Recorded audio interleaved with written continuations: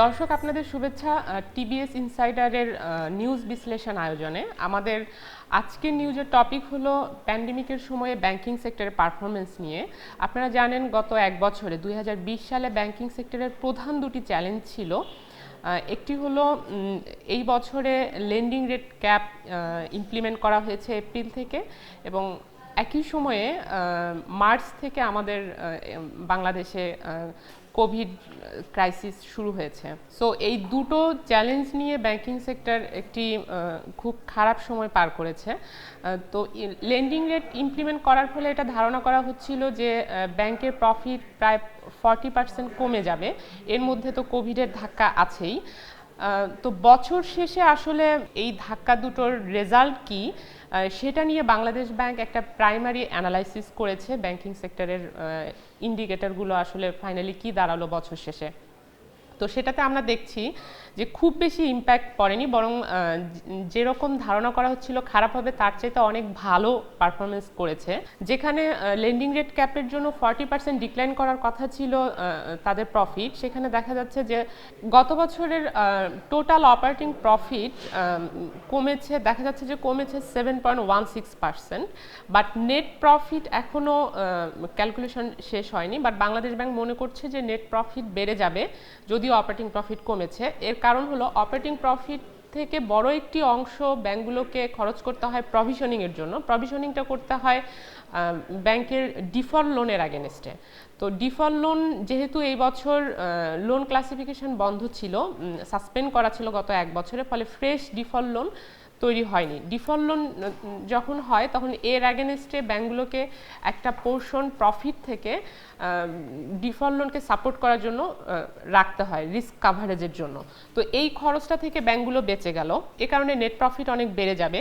Net profit যে বেড়ে যাবে তার আমরা সেপ্টেম্বর বেসিসের যেই ক্যালকুলেশন সেখান থেকেই বোঝা যায়, যদিও ডিসেম্বর বেসিসে নেট প্রফিট এখনো বের হয়নি। আমরা যদি সেপ্টেম্বরের ক্যালকুলেশন দেখি, সেখানে সেপ্টেম্বরে ব্যাংকগুলোর পুরো ব্যাংকিং সেক্টরে অপারেটিং প্রফিট ডিক্লাইন করেছিল 9%, কিন্তু নেট প্রফিট বেড়েছিল 73%। প্রভিশনিং খরচ আর একটা জায়গা থেকে হওয়ার কথা ছিল, সেটা হলো যে এই বছর বাংলাদেশ ব্যাংক পেমেন্ট হলিডে দিয়েছিল বড়োয়ারদেরকে।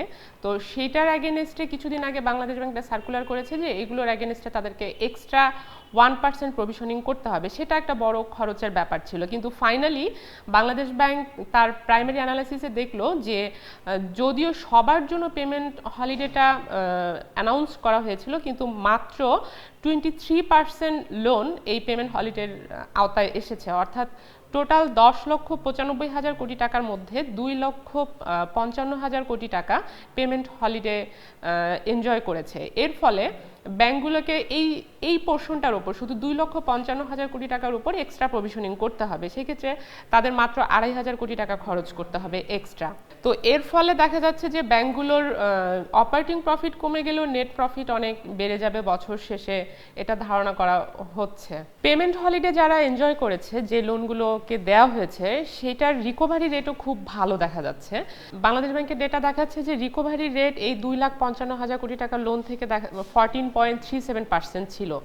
তার মানে যদি 9% লেন্ডিং রেট হয় এবং রিকভারি রেট যদি 14.37% হয়, সেখানে বোঝা যায় যে বড়োয়াররা শুধু ইন্টারেস্ট পেমেন্ট করেছে তা নয়, প্রিন্সিপালও পেমেন্ট করেছে। অর্থাৎ লোন পেমেন্টের ক্যাপাসিটি যারা এই পেমেন্ট হলিডে নিয়েছে তাদেরও ভালো ছিল। এখন ব্যাংকের প্রফিটে এই বছরে যদিও প্রাইভেট সেক্টর ক্রেডিট গ্রোথ একদম ডিপ্রেসড ছিল 8 to 9%-এর মধ্যে, যেখানে মানিটারি টার্গেট ছিল 14%-এর উপরে।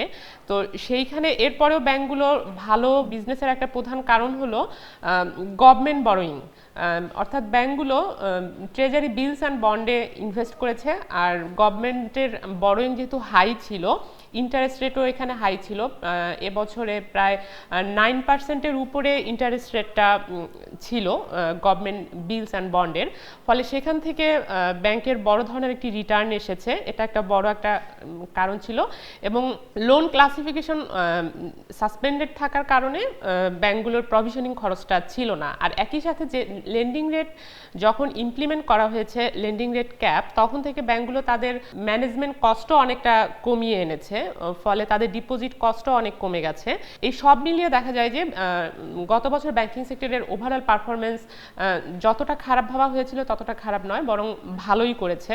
তো সার্বিক অ্যানালাইসিস থেকে এই জন্য বাংলাদেশ ব্যাংক সাম্প্রতিক সময়ে একটি সার্কুলার দিয়েছে যে লোন ক্লাসিফিকেশন যেটা সাসপেন্ড করা হয়েছিল সেটা বিজনেস কমিউনিটি থেকে একটা দাবি ছিল যে এটা আরও এক্সটেন্ড করা, কিন্তু বাংলাদেশ ব্যাংক এই ভালো পারফরমেন্সের ভিত্তিতে ডিসিশন নিয়েছে এটা আর এক্সটেন্ড না করার জন্য। তো দর্শক, এই ছিল আমাদের আজকের নিউজ বিশ্লেষণ। ধন্যবাদ আমাদের সঙ্গে থাকবার জন্য।